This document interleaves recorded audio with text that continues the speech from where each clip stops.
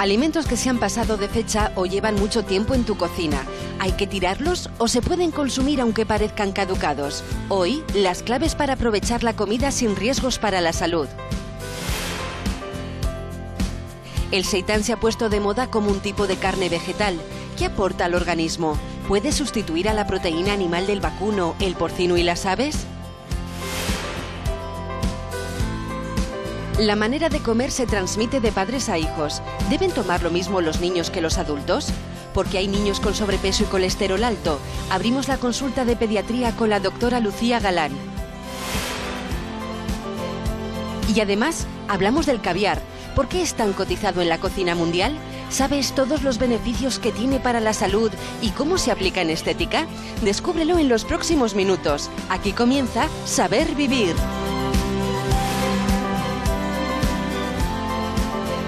¿Qué tal? Muy buenos días. En la vida y especialmente en materias de salud es importante lo de proponerse retos, ¿no le parece? No solo lo hacemos las personas, también instituciones tan importantes como la Organización Nacional de Trasplantes. Buenos días, Luis. ¿Qué es lo que se ha propuesto en los próximos 5 años? Mira, la Organización Nacional de Trasplantes de España es un modelo, ya lo ha demostrado varios años seguidos. Somos el récord del mundo en donaciones, desde luego.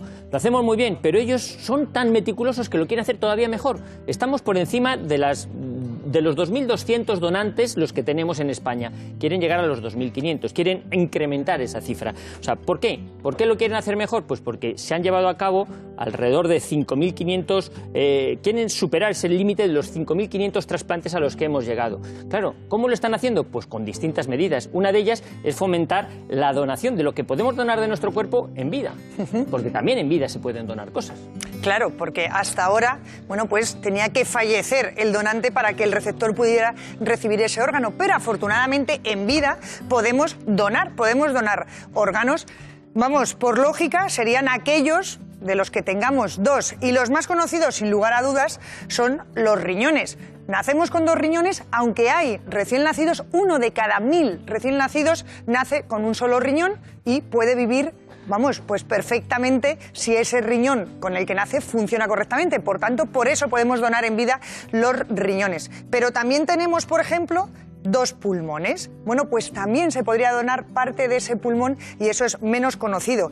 Y hay otro órgano que, aunque solo tenemos 1, que es el hígado. El hígado también podemos donar 1 de los 2 lóbulos porque tiene la capacidad de regenerarse y podríamos vivir, tanto el donante como el receptor, sin ningún tipo de problema.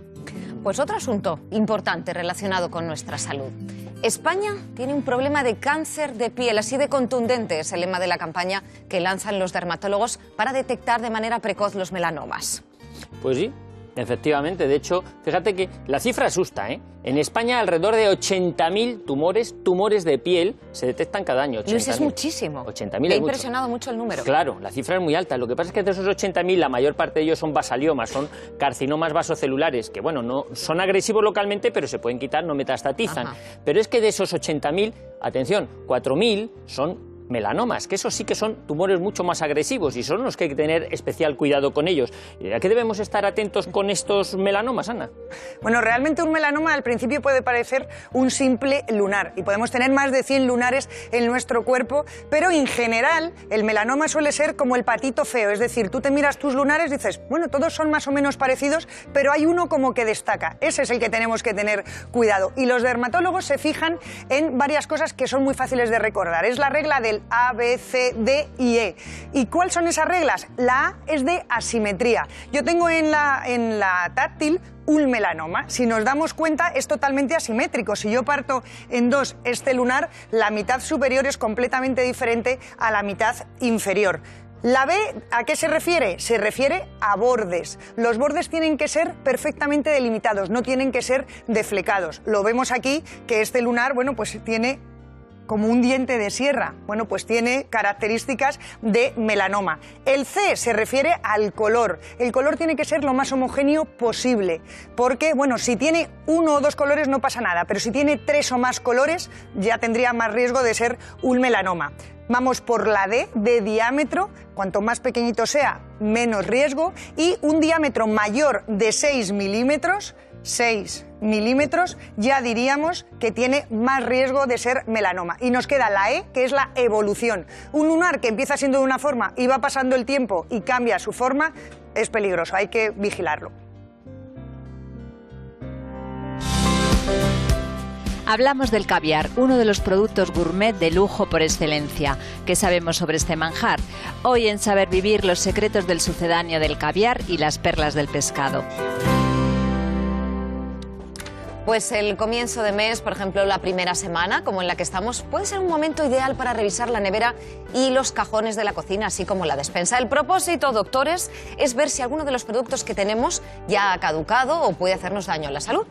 Así es, porque bueno, todos sabemos que lo de fecha de caducidad o fecha de consumo preferente es algo que los productos envasados tienen, pero el problema es cuando esos productos ya no están envasados y los tenemos en casa. Bueno, pues hoy vamos a aprender si realmente ese producto puede caducar o hay productos que, por ejemplo, aunque la fecha de caducidad no la hayamos superado, hay veces que no se pueden consumir. O productos que, aunque tengan fecha de consumo preferente, sí que pueden caducar, o hay otros que no tienen por qué caducar. Vamos a explicar las diferencias entre una cosa y otra y sobre todo en qué nos tenemos que fijar para saber si se pueden consumir o no. Y le hemos pedido ayuda a la doctora Dolores del Castillo, investigadora del CSIC. Muy buenos días. Buenos días. Que trabaja en el Centro de Investigaciones de la Alimentación. Bueno, en esta ocasión, en el mostrador de Saber Vivir, tenemos productos que son habituales en la cesta de la compra y especialmente, Luis, pues en la nevera. Bueno, en la nevera y en la casa, despensa. y en la casa del pueblo, porque muchas veces vamos al pueblo de año en año y nos encontramos por allí, por ejemplo, la sal que dejamos el año pasado, o el azúcar. Y entonces nos preguntamos, la sal y el azúcar, que son elementos muy comunes, de año en año, ¿se pueden consumir? ¿No se pueden consumir? ¿A qué tenemos que estar atentos? Tenemos que estar atentos a cómo se han conservado y se utilizan estos precisamente como elementos de conservación, tanto la sal y el azúcar, por tanto su vida es muy larga y podríamos decir que no caducan si nos fijamos bien que se han conservado adecuadamente. Por tanto, vamos a ponerles aquí el cartelito de no caducan, pero como tú bien dices, si mantenemos las reglas de higiene. Esto también está en la casa del pueblo, que es el bote de café soluble, Sí. ¿verdad? Porque lo vas, lo tienes y... Hombre, no es lo mismo que esté así a que esté así, ¿verdad? No, para nada. Para nada. ¿Caduca o no caduca? Pues lo primero que le pasa es que pierde sus propiedades, esas que tanto nos gustan de aroma y tal, si lo tenemos así. Además es posible que se contamine. Por tanto, si se ha conservado adecuadamente y si sobre todo no se ha abierto, pues no caduca. Pues nada, otro cartelito de no caduca, ¿no? Hombre, si lo abrimos y vemos que tiene bichos, evidentemente Sí. no lo vamos a O si comer. hay pero mohos, o si por hay eso- mohos, porque pasa igual con los pozos del café, pero son más húmedos. Esto es muy seco, la humedad es muy baja. La miel, fíjate la miel. La miel, esto la verdad es que es hiperosmolar. Esto tiene mucha Azúcar. mucho azúcar. Y yo creo que aquí esto es un poco hostil para que crezcan gérmenes. Sí. ¿Caduca? Esto nos pasa como la leche condensada, no caduca, tiene mucho contenido de azúcar y antes hemos dicho que el azúcar se utiliza como conservante. Por tanto, no caduca, pero hay que, un ojo también. Igual se nos cristaliza primero que contaminarse. O sea, que no caducaría, pero yo aquí sí que quiero hacer una advertencia, porque muchas veces abrimos el bote, ¿no? Abrimos el bote, metemos la cuchara, Sí, lo echamos, bueno. chupamos la cuchara. Sí. Y luego dices, ¡ay, me voy a echar otro poco! Los Y vuelves a microorganismos del agua. meter la Que cuchara en el contamina. bote. Y Eso los es un... microorganismos que tenemos en la boca, que convivimos con una gran cantidad de ellos, pueden estropearlo, sí. Bien. Acabáis de alertar y me acabáis de ver, me veo reflejada en este gesto. Bueno, apelábamos también al sentido común, ¿no? Sí, A lo de salir totalmente. moho, incluso algún pequeño insecto. El pan de molde, yo siempre tengo mucha duda. Claro, si no tiene moho, pero ha pasado ya la fecha, ¿el pan de molde caduca? Volvemos a decir lo del sentido común, hay que mirar, si no tiene moho, igual si pasa un día o así, pues puede ser, lo podemos utilizar para tostadas o para hacer postres, pero hay que fijarse muy bien dónde lo hemos conservado, si ha estado en un sitio seco, etcétera, etcétera, y si es higiénico el sitio donde lo tenemos. ¿Le ponemos un sí?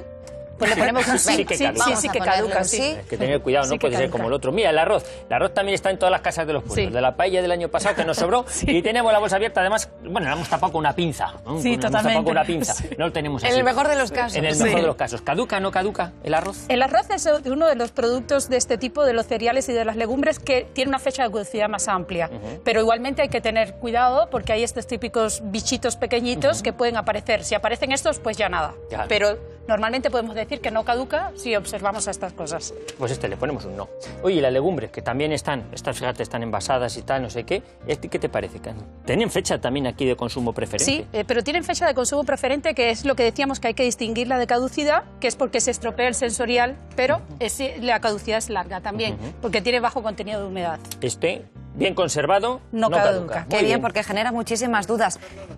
El embutido, envasado al vacío. Por ejemplo, aquí tenemos una pechuga de pavo. A mí también me genera muchas preguntas. En principio tiene buen aspecto, pero ya está a punto de caducar. Incluso muchas veces dices, uy, esto lleva aquí ya muchísimo tiempo. ¿Caduca o no caduca? Sí que caduca, y tendríamos que comprobar al abrirlo cuáles son los aromas que expide y las condiciones en que tiene, porque a veces no se llega a ver el moho porque no hay una contaminación grande, pero ya ha caducado. Claro, está tan bien envasado. Hay que tener mucho cuidado con la cadena del frío para este tipo de productos que son muy perecederos. Eso es importante. Y si no estamos seguros, pues una buena forma también de guiarnos es el olfato. Olfato, Mi totalmente. chico todo lo abre, lo huele y dice, esto huele bien, nos lo podemos comer. Sí, porque casi todos estos productos contienen grasa, las grasas se oxidan y dan ese tipo de sabor a rancio, entonces ya no está tan bueno, y precaución porque pueden empezar a aparecer otras cosas. Hay otros productos que generan, ¿verdad? Claro, que ha habido una fermentación. Está el vinagre de vino, hay unos microorganismos que lo han fermentado. ¿Pero caduca o no caduca?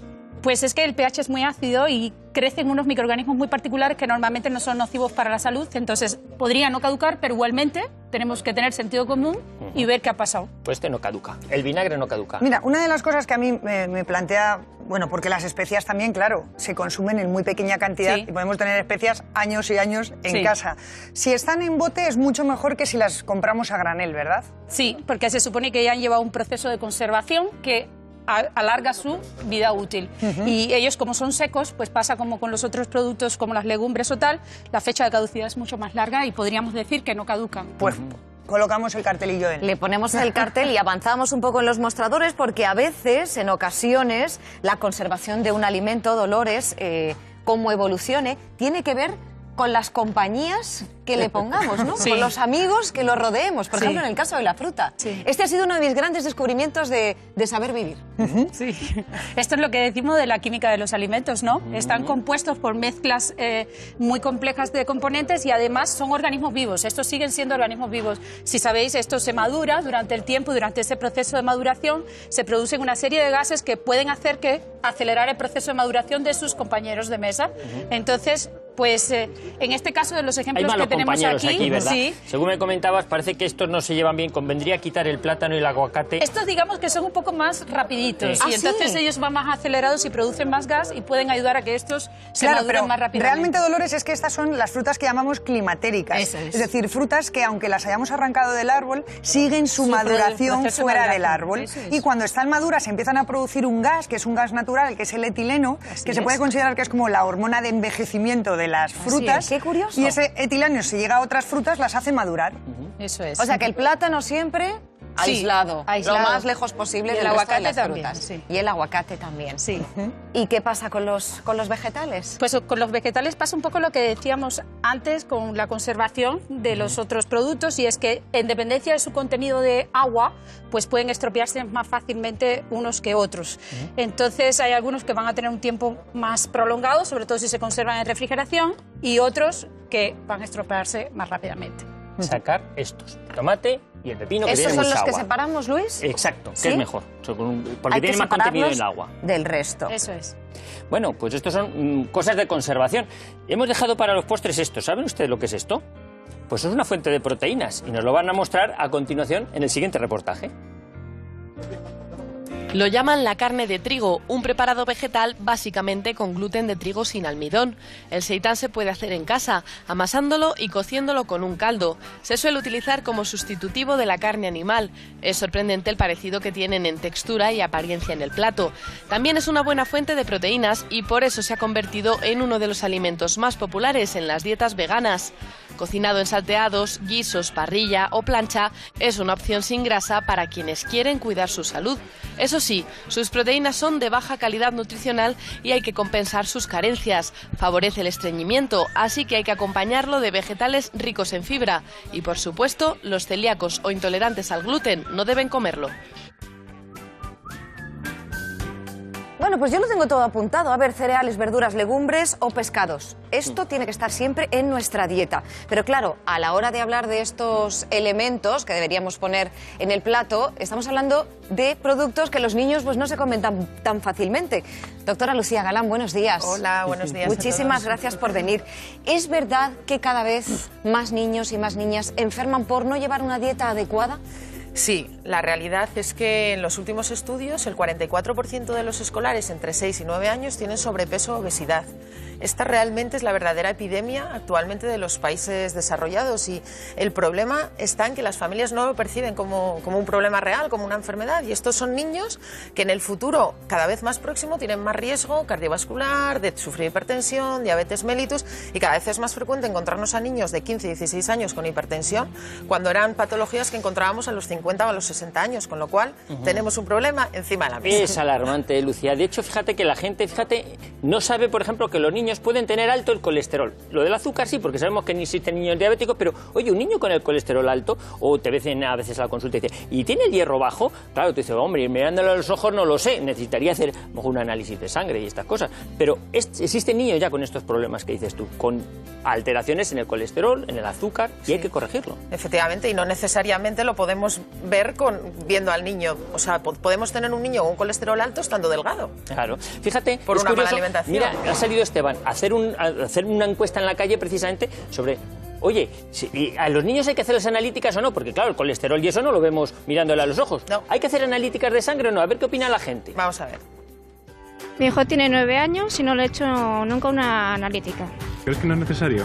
Yo creo que no, a no ser que haya algún indicio que apunte que le falta algo. 2 años, sí.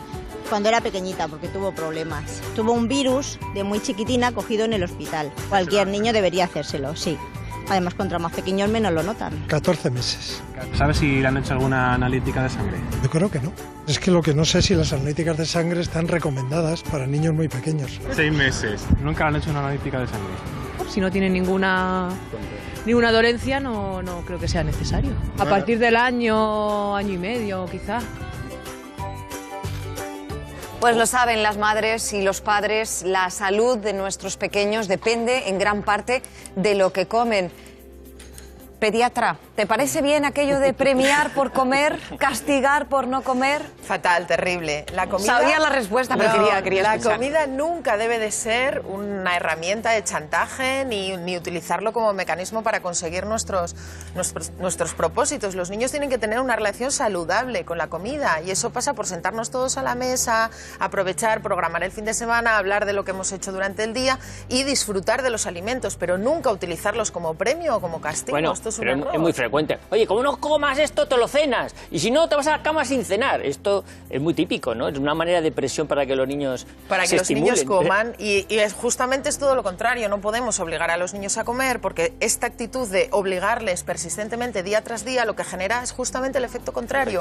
El niño nada más entrar en la cocina ya no querrá comer, cerrará la boca, al final mal rollo, broncas. El niño no quiere cenar, cariño, no pasa nada, no quieres cenar hoy. Nada, amor, te vas a la camita y se acabó. Y un día y otro y otro. Yo sé que esto es muy fácil de decir porque yo soy madre, además de pediatra, y sé que es fácil de decir y difícil de hacer cuando se mezcla la emoción, pero... Porque te vas a la cama pensando que pierdes a tu niño. No le va a pasar nada, ni hipoglucemia, se va a desmayar, no va a pasar absolutamente nada. Lo único que va a pasar es que el niño va a aprender que se come lo que está encima de la mesa. Yo creo que es más peligroso bueno, para que no se vaya a la cama sin cenar, vamos a darle unas galletillas que se las come bien y el niño se va a comer las galletas posiblemente, pero no le estamos enseñando, como tú bien dices. Efectivamente, le estamos justamente enseñando lo contrario, que no pasa nada, cariño, porque no cenes, porque luego tienes tu recompensa, que son las galletas. O sea, es que el mensaje es completamente el contrario. Así que, madres del mundo, padres del mundo, no pasa nada porque los niños se vayan a la cama sin cenar. Nada. Voy a ir al comienzo de la sección de los elementos básicos que tenemos que poner en el plato, ¿no? En la dieta. Una curiosidad, Lucía. Las patatas. Claro, las patatas fritas que vienen del tubérculo, de una hortaliza, ¿las podemos considerar verduras? Es decir, si yo le he puesto de guarnición patatas, ¿ya le he puesto la parte de verdura al niño o a la niña? Pues buen intento, pero me temo que no cuela. Los niños tienen que comer verdura, tanto a la comida como a la cena, y recordemos el plato de Harvard, realmente la mitad de la ración de lo que se coma, tanto en comida como en cena, debe ser verdura. Las patatas, no aceptamos pulpo como animal de compañía. Bien, entendido. Otra de las cosas que tienen que tomar los niños son lácteos, porque ya sabemos que el reservorio de calcio lo tenemos que obtener durante la infancia para que cuando luego seamos adultos nuestros huesos no sufran. Y muchas veces, bueno, pues decimos, no, si mi hijo toma lácteos, se toma 3 flanes al día. ¿Verdad que tampoco lo vamos a aceptar? No, tampoco aceptamos pulpo. No, esto de lácteo tiene muy poquito, o sea, lácteo, su buen vaso de leche, su ración de queso, un yogur natural sin azúcar, esto ideal. Los flanes, cuantos menos, mejor. Y luego teníamos lo de los bocatas, el clásico bocata, ¿no? Sí. Que salías a correr a la calle y entonces sí te podían meter un bocata como el que hay de embutido. Pero claro, si ahora los niños se mueven menos, pues a lo mejor incluso hasta es nocivo, ¿no? Comerse esos bocadillos. A ver, hablamos un poco también de sentido común, ¿no? Lo que decíais. El niño se toma media flauta de bocata de chorizo y luego se juega un partido de fútbol, pues porque lo tome una vez cada 15 días no pasa nada. Efectivamente, el embutido no es lo más saludable. El problema que tenemos hoy en día con los adolescentes y con los chavales es que después de comerse esos bocatas y esas cantidades de embutido y de grasa, luego se tiran 3 horas jugando a la Play, ¿no? Otro plato que se resiste, el pescado. Lucía, ¿por qué es tan importante que los niños y las niñas se tomen el pescado? Sí, es importante. Las recomendaciones realmente son: los niños tienen que comer más pescado que carne, más carne de ave que carne roja. El paladar es algo que se educa, lo hemos dicho muchas veces. Entonces, desde que son muy pequeñitos, desde los 6-7 meses ya podemos introducir el pescado. Entonces, los niños se tienen que acostumbrar a ese sabor. No hace falta que se coman una merluza entera, pero podemos hacer desde, pues eso, desde croquetas, ensaladillas, sopas de pescado, el arroz, que a todos los niños les gusta, pues incluir el pescado para que se acostumbren al sabor, la pasta, que les encantan a todos, pues en lugar de la boloñesa con pescado. Se trata de ir acostumbrándoles a ese sabor para luego, cuando sean más mayores, que se puedan comer su cola de rape. Como siempre, muchísimas gracias, Lucía Galán. Gracias. La semana que viene te esperamos, que además tendrás nuevo libro. Ya nos nuevo hablarás libro de y vengo eso. el martes, la semana que viene. Y vienes el martes, justo el día que sale. El día que sale. Muy bien, te esperamos. Gracias. Bueno, Macarena, un alimento que viene del mar, que al menos a los adultos nos encanta, yo no sé si a los niños, es el caviar. La verdad es que, hombre, es bastante más caro que el pescado, pero bueno, vamos a ver qué es lo que nos ofrece. Es un elemento de lujo, un exquisito alimento muy cotizado en las altas cocinas mundiales. El caviar es la hueva del pez esturión. El más exclusivo es el de beluga, que solo se pesca en los mares Caspio y Negro, aunque en España también tenemos producción de diferentes variedades. Su proceso de obtención es complicado, se necesita mucha dedicación y cuidados para evitar que el producto se dañe. Una vez en el plato, es un alimento sabroso, de textura suave y que nos aporta muchos beneficios para la salud. Vamos a descubrirlos.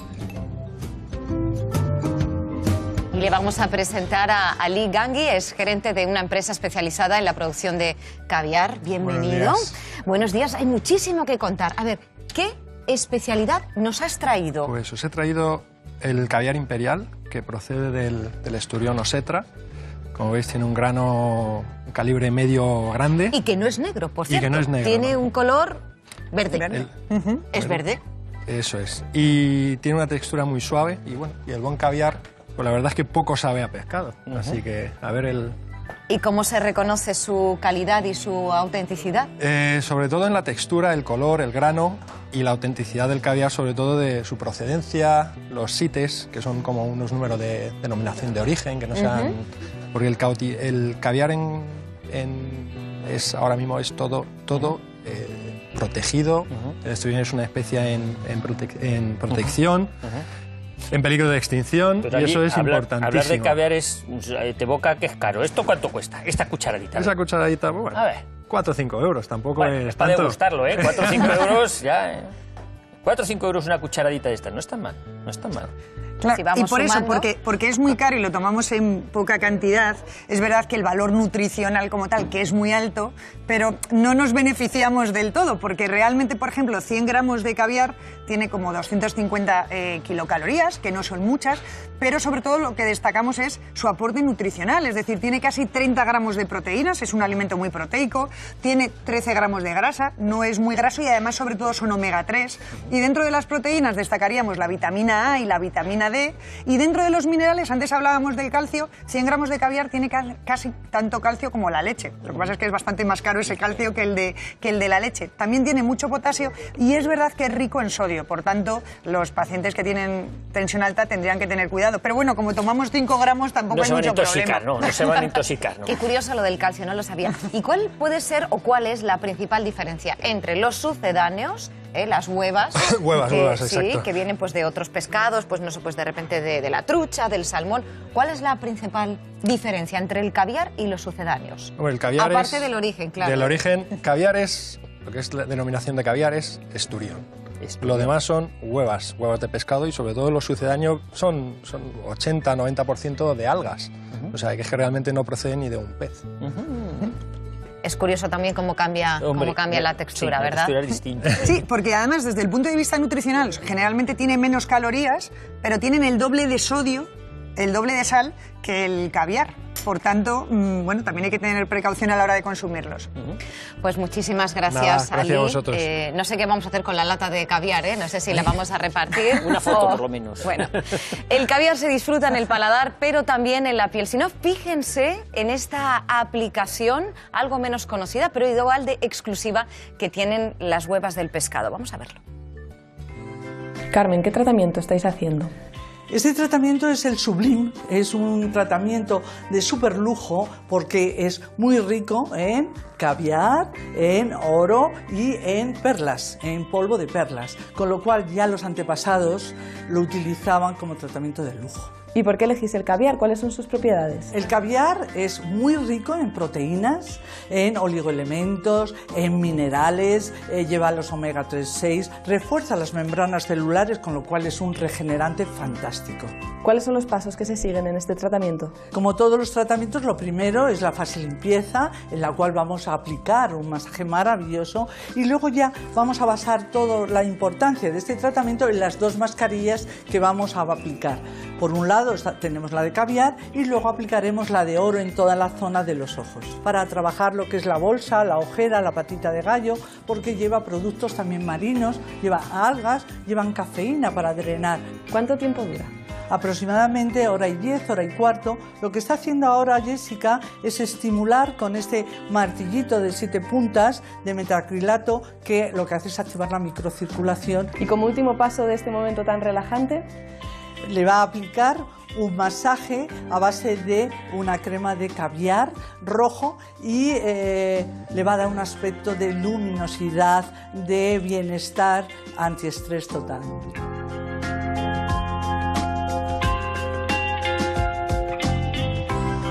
Bueno, y esto que tengo en la mano, que aparentemente es caviar, porque son bolitas transparentes y amarillas, están rellenas de aceite de oliva. Digamos que son esferas de aceite de oliva, que es verdad que encima del plato decora, porque puede parecer caviar, pero que no tiene nada que ver con las huevas de esturión de las que estábamos hablando. Sin duda, claro. Bueno, pero está bien, es una buena opción para vegetarianos. De todas maneras hay que hacer como Ana. La doctora no tiene nunca miedo a probar nada, lo prueba todo. Claro, porque realmente tenemos que tener una buena información para tener una buena salud por dentro y también que nuestra piel luzca por fuera. Desde luego, con una buena alimentación vamos a estar lustrosos, pero tenemos que tener información. Por eso en la revista del Club Gente Saludable siempre tienes, bueno, pues una información muy clara para que sepas qué es lo que tienes que comer y sobre todo qué es de lo que no tienes que abusar. Por ejemplo, en el mes de abril nos hablan de que no tenemos que abusar, por ejemplo, de las grasas trans, porque, bueno, en exceso pueden ser muy perjudiciales, o nos hablan de los mitos de las dietas milagro, las cuales tampoco tenemos que seguir porque nos pueden perjudicar la salud. Si tú tienes exceso de peso y quieres perderlo, el club te recomienda la dieta más a tu medida. Una dieta que ya han seguido con éxito más de 52.000 personas, pero que ahora la han mejorado porque la han hecho a la medida de la persona que lo solicita, pero además es que te lo van a poner muy fácil porque te dicen que tienes que comer desde el desayuno a la cena y de lunes a domingo. Y además tiene una sección de recomendaciones específicas, como está diseñada para la persona que lo solicita, pues si tienes triglicéridos altos tendrás tus recomendaciones específicas, o por ejemplo si tienes el colesterol alto también te dicen qué es lo que tienes que tomar. Si tú llamas ahora para solicitar la dieta a tu medida, también puedes aprovechar la llamada para hacerte socio del club. club y entrarás en los sorteos que todos los meses se realizan entre los socios. Durante el mes de abril se van a sortear 20 cestas como las que tengo aquí de manzanas, que no son unas manzanas cualquiera, porque son manzanas criadas en los Alpes, en el Valle de Venosta, que tienen un alto valor nutritivo. Y hoy voy a decir ya los 5 primeros ganadores. Ahí los tenéis. Gloria García, de Sevilla, Rita Tudio, de A Coruña, Adela Bau, de Madrid, Montserrat Delgado, de Navarra y Castor Pez, de León. Enhorabuena a los 5 y ya sabéis, si vosotros también queréis ser ganadores, solo tenéis que formar parte del Club Gente Saludable llamando al 902 55 05 22 o a través de la web en www.sabervivir.es. Y visto lo visto, ¿cómo puede cambiar nuestra percepción del cuerpo y de la belleza? Así que no hay que ser muy estrictos con la imagen. Le pasa incluso a las profesionales, como a esta que van a ver a continuación. Con ella nos despedimos hasta mañana. Ya saben que siguen acompañándole las amigas y conocidas. Hasta mañana. Ella es Bridget Malcolm, una modelo australiana de 26 años que ha desfilado para multitud de firmas de moda y ha sido ángel de Victoria's Secret. Hoy se define como exmodelo y pide disculpas a sus fans por haber promovido una imagen corporal poco saludable. Ha confesado que estaba obsesionada con la delgadez y que no ha sido un ejemplo a seguir. Ahora, alejada de las pasarelas, asegura que por fin le gusta su cuerpo.